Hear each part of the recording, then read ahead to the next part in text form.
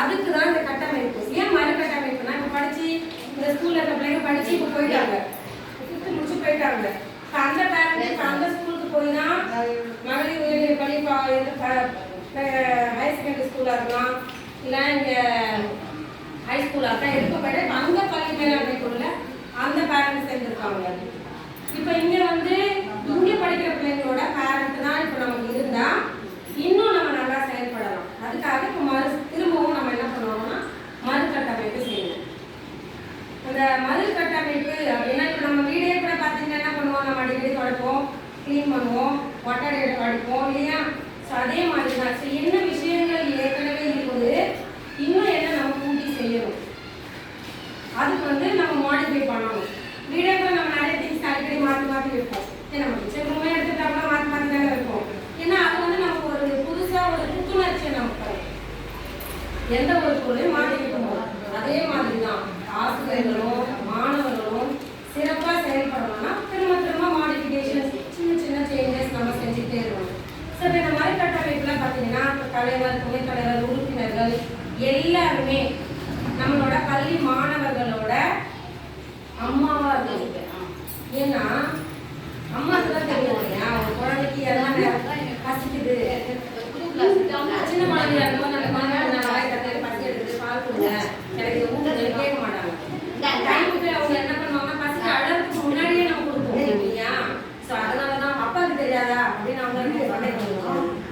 அப்பாவுக்கு தெரியும், பட் அம்மா தான் நாம அந்த அப்பாவே கூட வலியோ வேதனையோ ஏதோ ஒன்று வரும்போது அம்மாவை தான் கூப்பிடுவோம் இல்லையா? ஸோ அம்மானா கொஞ்சம் வேகமாக வந்து புரிஞ்சுக்கிட்டு செய்யக்கூடியவங்க இல்லையா? அதனால இருந்தால் நல்லா இருக்கும். அதுக்காக அவங்க உறுப்பினர்கள் ஒரு சிலர் அப்படி இல்லை, பேரண்ட்ஸ் வந்து இன்னொரு 2-3 பேரை சேர்த்துக்கலாம்னா, ஆனால் அதிகபட்சமான உறுப்பினர்களை மகளிராக இருக்கணும். இப்போ வீட்டில் கூட பார்த்தீங்கன்னு வச்சுக்கோங்களேன், குடும்ப தலைவின்னு சொல்கிறோம், அவங்க அங்கே வீட்டில் இருக்கணும். ஊருக்கு போயிட்டோம்னா எப்படி இருக்கும், வீடெல்லாம் எப்படி இருக்கும், கொஞ்சம் யோசிங்க. அது அவங்க நம்மளோட ஜென்ஸ்கே கூட தெரியும். அதனால தான் நமக்கு உள்ள பொறுப்பு அப்படிங்கிறதுனால அம்மாவா கூப்பிடணும் அப்படின்னு நம்மளோட கவர்மெண்ட்டே நமக்கு சொல்லியிருக்காங்க. ஸோ அவங்க செய்ய மாட்டாங்களா? கிடையாது. அவங்க சப்போர்ட் இல்லாமல் நம்மளால எதுவுமே செய்ய முடியாது. எதுவுமேனா நிறைய விஷயங்கள் சப்போர்ட் எல்லாம் சேர்ந்து செய்யறது தான். இப்போ அப்பாவும் தான் சேர்ந்து செய்யணும், பொறுப்பு இருக்கு இல்லையா? ஸோ அம்மா என்றால் அன்புன்ற அன்பா வந்து நம்ம சொல்லிடுவோம். எந்த ஒரு விஷயத்தையும் இணக்கமா பொறுமையா நம்ம சாப்பாடு ஊட்டிகிட்டே இருக்கும்போது ஒரு சில விஷயத்தை சொல்லுவோம் இல்லையா? அது மாதிரி அப்பா என்றால் அறிவுபூர்வமாக சொல்லிக்கக்கூடிய விஷயங்களை கண்டிப்பா அப்பா கிட்ட தான் கற்றுக்க முடியும். அம்மா அதுக்காக அறிவை சொல்லி தர மாட்டாங்களா அப்படின்னு கிடையாது. அறிவு வளர்வதற்கான திறமையை வளர்க்கறதுக்கு அம்மா தேவை, கூட அம்மா வந்து அறிவை வந்து மெருகேற்றதுக்கு தேவை. ஸோ 2 பேரும் சேர்ந்து செய்யறது தான். ஸோ இந்த கட்டமைப்புல மொத்தமே நம்மளோட அதிகபட்சமா 75% கிட்டத்தட்ட நமக்கு வந்து தேவை. மொத்த பேருமே வந்து பேரண்டாக அம்மாவா இருக்கணும் அப்படின்னு சொல்லியிருக்கிறது நமக்கு அதுக்காக தான். ஏன்னா எதையுமே குழந்தைங்க வந்து டே வாடா அப்படின்னு கூப்பிட்றதுக்கும், தம்பி வாப்பா அப்படின்னு கூப்பிட்றதுக்குமே அவங்க வேகமாக வருவோம். தம்பி கொஞ்சம் வாப்பான்னா வேகமாக வருவான் இல்லையா? டே வாடான்னா என்ன பண்ணுவான், என்ன இல்லையா? ஸோ அது மாதிரி அப்போ அந்த அன்பா நம்ம சொல்லக்கூடியது. இப்போ நம்மகிட்ட நம்ம குழந்தைங்க கிட்ட குறைஞ்சி போனது என்ன அப்படின்னா பொறுமை, சகிப்புத்தன்மை, லைஃப் ஸ்கில்ஸ்ல நிறைய முடிவெடுக்கக்கூடிய திறன் இல்லை. அதனால தான் நிறைய அசம்பாவிதங்கள் வந்து ஒரு தோல்வினா அதை வந்து சமாளிக்க முடியல. ஏன்னா அதெல்லாம் வந்து நம்ம சொல்லித்தரோம். ஏன்னா இங்க வந்து இருக்கக்கூடிய சூழல்ல எல்லாமே இப்போ நம்மளோட பாடத்திட்டமே எப்படி ஆயிடுச்சு அப்படின்னா லைஃப் ஸ்கில்ஸ் நம்ம இப்போ என்ன ப்ரெசன்ட் அவனுக்கு 6th அவனுக்கு என்ன தேவை அது சம்பந்தமான பாடத்திட்டம் தான் அவங்க இருக்கு. 7th அவனுக்கு என்ன தேவை, குழந்தைக்கு என்ன தேவை, இதோட தொடர்ச்சியாக தான் அதுவும் இருக்கு. ஸோ பாடத்திட்டங்களே நம்ம எப்படி மாற்றிட்டோம் அப்படின்னா நம்மளோட வாழ்க்கைக்கு உகந்ததாக இருக்க மாதிரி மாற்றிட்டோம். ஆசிரியர்கள் அதை வந்து நம்ம அவங்களுக்கு கொடுக்க வேண்டிய விதத்தில் கொடுத்துட்ருக்கோம். ஆனால் நிறைய வந்து அந்த டிஸ்ட்ராக்ஷன்ஸ் குழந்தைங்களுக்கு இருக்குது.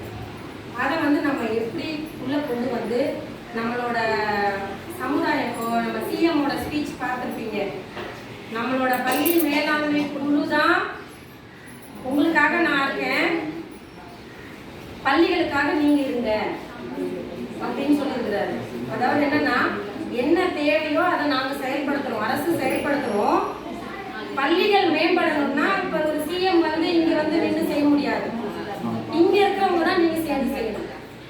ஸோ பள்ளிகளுக்காக பள்ளி மேலாண்மை குழு நீங்க இருங்க அப்படின்னு நம்ம முதல்வர் கேட்டுட்டு இருக்கிறோம். சரி, நான் உங்களுக்கு வேண்டியதெல்லாம் மேல இருந்து செஞ்சு தரேன், நீங்க வந்து அந்த வட்டாரத்துல அந்த பக்கத்துல நீங்க தான் இருக்கீங்க, நீங்க வந்து பள்ளிகளுக்குரிய சப்போர்ட்டை செய்யுங்க. ஆசிரியர்கள் செய்யறாங்க. சார் சொன்னாரு இந்த ஸ்கூல்ல இப்ப இவ்வளவு விஷயங்கள் நடந்திருக்கு, ஒரு பிரைவேட் ஸ்கூல்ல கூட செய்ய முடியாதது. நீங்க சொன்ன மாதிரி எல்லாமே நம்ம அவங்க கொடுத்தாதான் அவங்க திரும்ப நமக்கு ரிட்டர்ன் பண்ணுவாங்க இல்லையா? எந்த ப்ரைஸா இருக்கட்டும் எதுவா இருக்கட்டும். இங்க அப்படி இல்லை, எல்லாமே குழந்தைங்களுக்கு எல்லா விதமான பார்ட்டிசிபேஷனும் நடக்குது. இன்னும் என்னன்னா திறமையான குழந்தைங்க இருக்கிறாங்க, அது நம்ம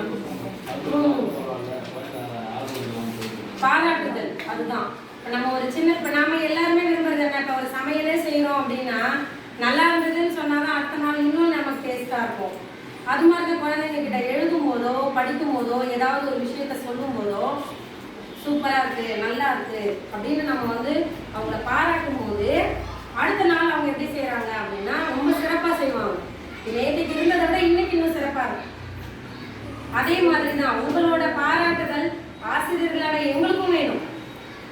எங்க பையன் வந்து இதுல செஞ்சிருக்கான், வந்து நீங்க பார்த்து டீச்சர்ஸை பார்த்து நல்லா எழுதுறான், போன வருஷம் நல்லா எழுதல இந்த வருஷம் நல்லா எழுதியிருக்கான் அப்படின்னு மனசுக்கு தெரிஞ்சிருக்கும். ஆனா அது என்னைக்காவது நம்ம இங்க வந்து சொல்லியிருக்கோமான்னா ஒரு சிலரே சொல்லியிருப்போம், ஒரு சிலர் சொல்லியிருக்க மாட்டோம். அப்போ அதை வந்து ஒரு அதுவும் ஒரு அப்ரிசியேஷன், எல்லாரோட மனசும் இருக்கிறது ஒரு பாராட்டுதல் தான் இல்லையா?